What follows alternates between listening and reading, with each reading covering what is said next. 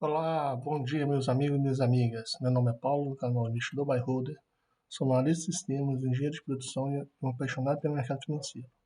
Para a nossa 11ª videoaula, vamos falar sobre gestão de risco. Então se inscreva, deixe seu like, compartilhe com seus amigos e não esqueça de acionar o sino de notificação. O que é gestão de risco? É identificar situações que afetam o negócio, como previsão tecnológica, financeira, cronológica, antes que aconteça, otimizando o capital da empresa. Gerenciamento de risco ou gestão de risco realiza-se a adoção de melhores práticas de infraestrutura, políticas e metodologias, permitindo a melhor gestão dos limites de risco aceitáveis do capital, da precificação e do gerenciamento da carteira. Então, gestão de risco é uma avaliação que você faz, né, para que você mitigue a sua exposição a um ativo ou a um tipo de investimento. Ok? Aqui nós temos uma planilha de uma análise global referente ao número de ativo. Aqui eu coloquei o peso. Se você está ativo, você tem 100% de exposição. Aí uma inflação de 5,79, que é IPCA, e o risco de mercado, coloquei o risco de mercado no Brasil de 25%. O risco médio é 20%, devido a essas mudanças que nós estamos tendo. Nós estamos avaliando aí, né? A gente não tem uma política financeira transparente ainda, o que vai acontecer, então aumentei em 5%. Então, para um risco inicial, total de 130,79%. Então, você está, além de estar 100% exposto a um ativo, a um único ativo, você tem um risco ainda, né, referente ao mercado, inflação, de mais 30,79%.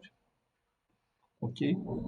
Aqui é a sua avaliação entre os riscos, aqui dá 24,75%, que é referente a tudo, um cálculo matemático. E supondo, tá, você tem 8 ativos, você fica numa variação de 43,29 e chegando a 12 ativos, 39,12.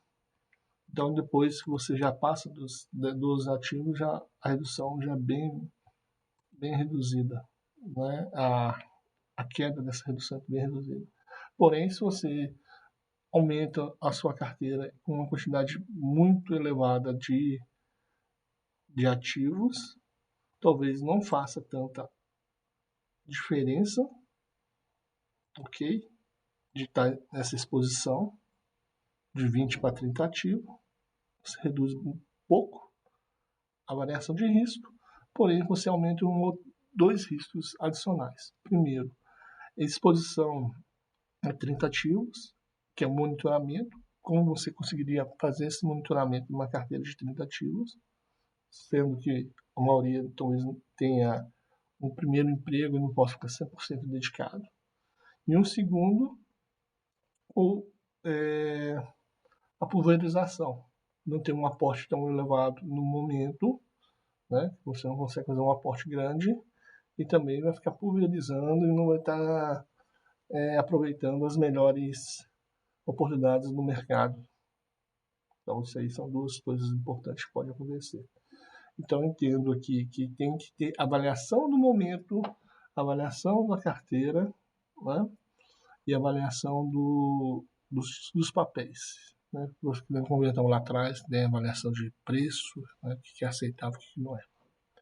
Então, vamos falar agora das etapas aqui do planejamento de gestão de risco. Né? Aqui é um planejamento muito voltado a projetos, mas aqui você consegue adaptar tranquilamente uma gestão de risco de carteira, que é o planejamento, identificação, análises quantitativas, são análises dos resultados, tá? Dos valores das empresas, né?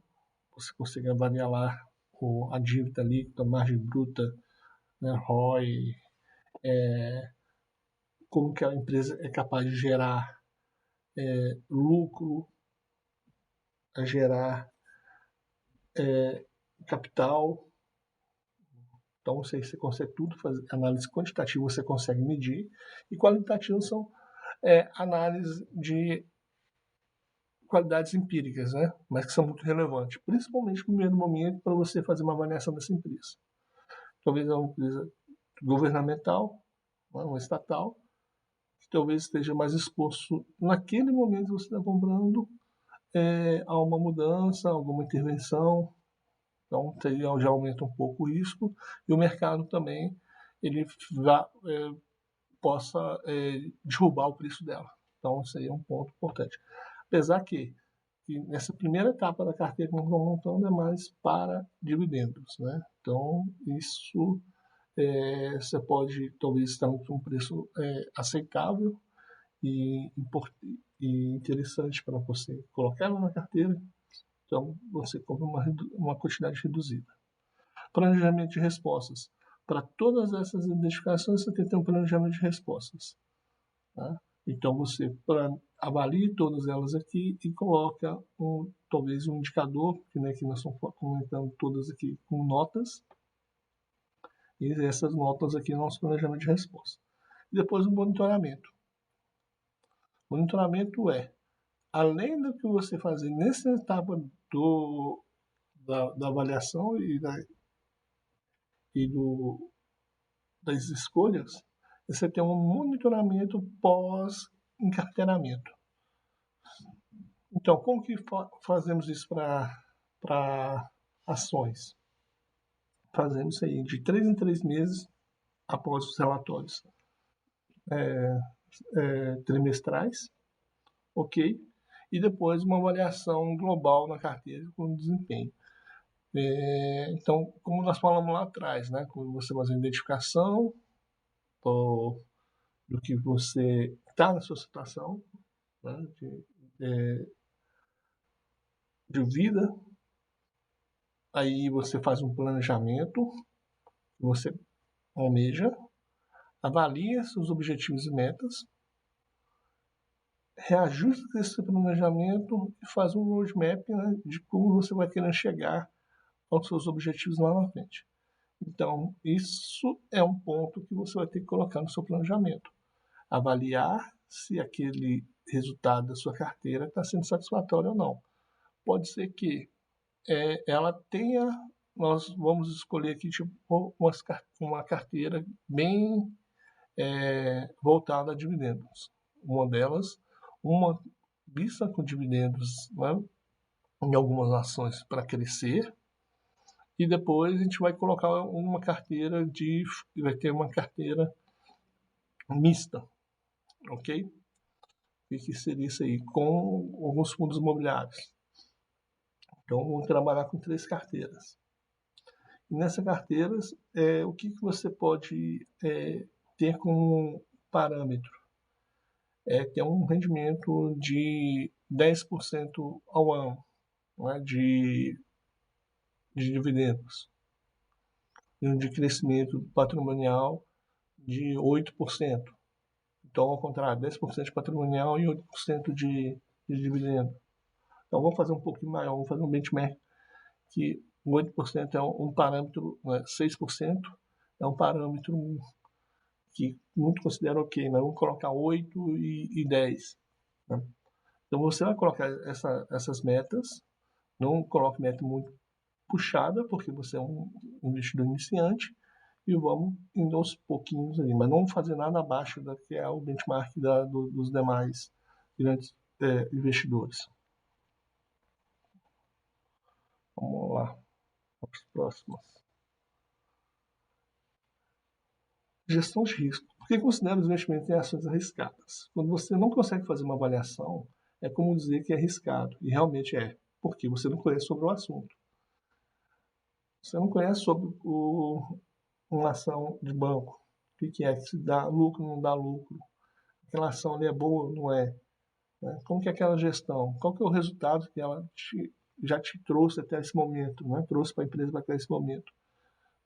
Qual que é o planejamento estratégico dessa empresa? Você não tem nada disso aí.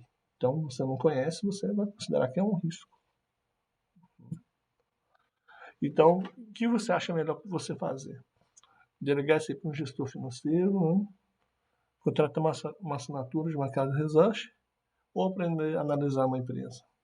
Considero que, se você tem um gestor financeiro ou uma casa de research, você também tem que ter esse senso crítico de avaliar essa empresa.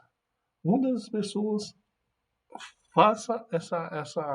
tem um senso crítico, só que sem nenhum embasamento. Aí reclama, né, porque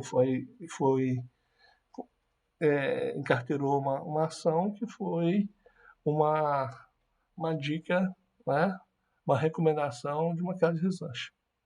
Isso aí não é muito legal.